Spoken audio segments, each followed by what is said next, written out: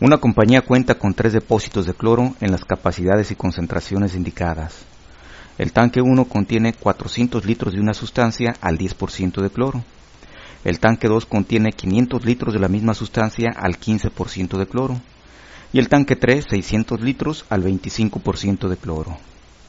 ¿Qué significa esta información?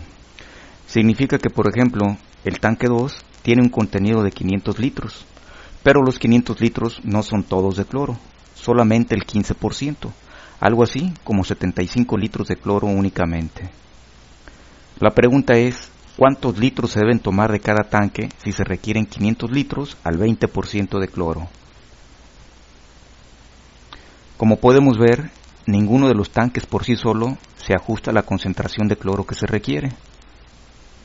Entonces lo más adecuado es preparar una mezcla, hacer una revoltura. La cuestión es, ¿cuántos litros de cada uno de los 3 tanques debemos de utilizar para preparar la mezcla?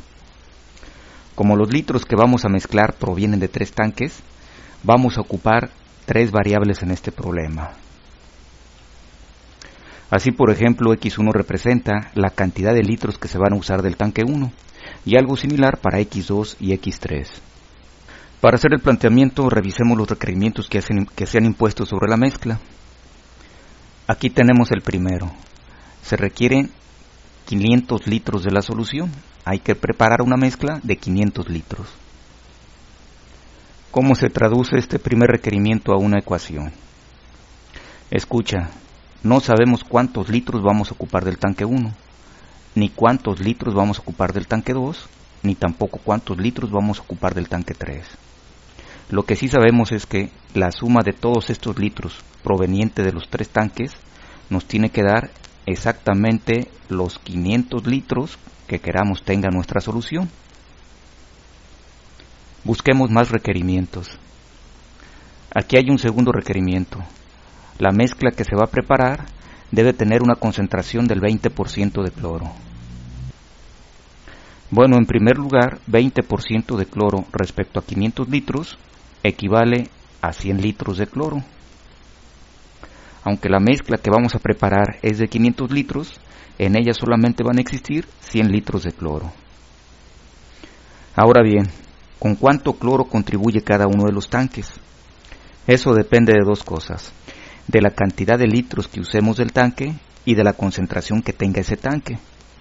Por ejemplo, si del tanque 1 utilizamos esta cantidad desconocida de litros y ese tanque 1 tiene una concentración del 10%, entonces de ese tanque podríamos sacar muchos litros, pero solamente el 10% de los litros que saquemos realmente es cloro.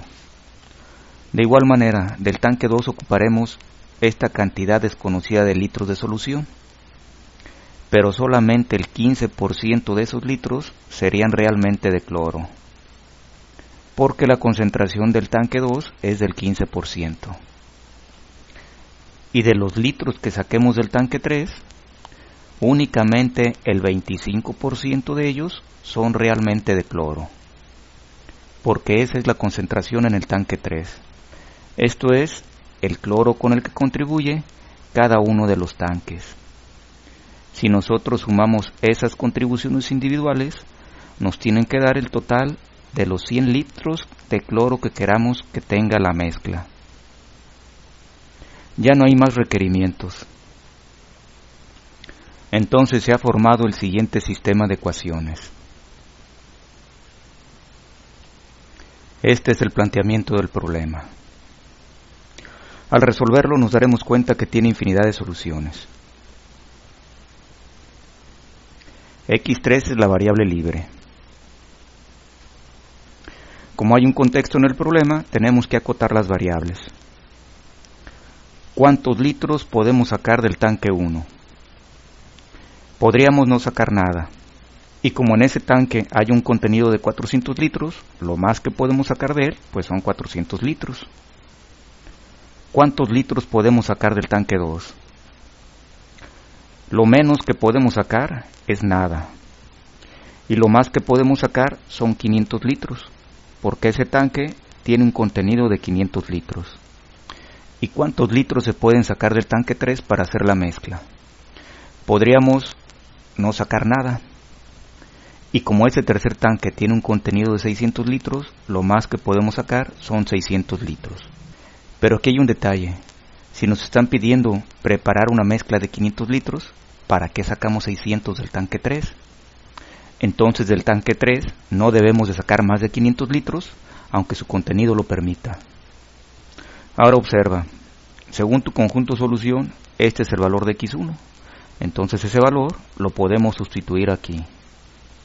Así nos queda la sustitución. Este es X2 según el conjunto solución, y ese valor lo podemos sustituir aquí. Esto es lo que queda. Tenemos ahora tres desigualdades que involucran a la variable libre X3. Resolvamos cada una de esas tres desigualdades. Comencemos con la primera haciendo un despeje de X3. En un primer paso sumamos 500 en las tres partes de la desigualdad. Esto nos queda en la izquierda, esto en la parte central y esto en la derecha. Para que el despeje esté completo, ahora dividimos las tres partes entre 2. Esto queda en la izquierda, esto en la parte central y esto en la parte de la derecha. Como dividimos entre una cantidad positiva, el sentido de la desigualdad no debe de cambiar. La primera desigualdad ya está resuelta. Para resolver la segunda, restemos 1000 en sus tres partes. Así en la izquierda, así en la parte central y así en el lado derecho. Para completar el despeje dividimos entre 3 negativo. Esto queda en el lado izquierdo, esto en la parte central y esto en la derecha. Como hemos dividido entre una cantidad negativa, debemos de cambiar el sentido de la desigualdad. Ya está resuelta la segunda desigualdad, pero es más fácil leerla si la escribimos de la siguiente manera. Con la tercera desigualdad no hay nada que hacer, ya está resuelta. Con estas tres desigualdades vamos a formar una sola.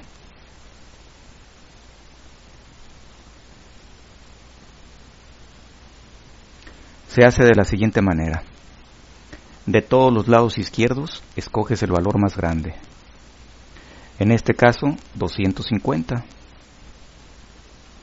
Y de todos los lados derechos, escoges el más pequeño. En este caso, 333.3. Ahora sí, ya tenemos la solución en su forma más completa. Es el mismo conjunto solución de hace un momento, pero siendo la aclaración de que X3 solo puede tomar valores comprendidos entre 250 y 333.3. Esta es la respuesta al problema. A partir de ella podemos generar muchas soluciones válidas. Por ejemplo, podemos decidir darle a X3 el valor de 300. Ello implicaría que tanto X1 como X2 tendrían que valer 100. O podríamos decidir darle a X3 el valor de 280. Entonces X1 tendría que valer 60 y X2 tendría que valer 160. ¿Cómo se interpretan estas cantidades?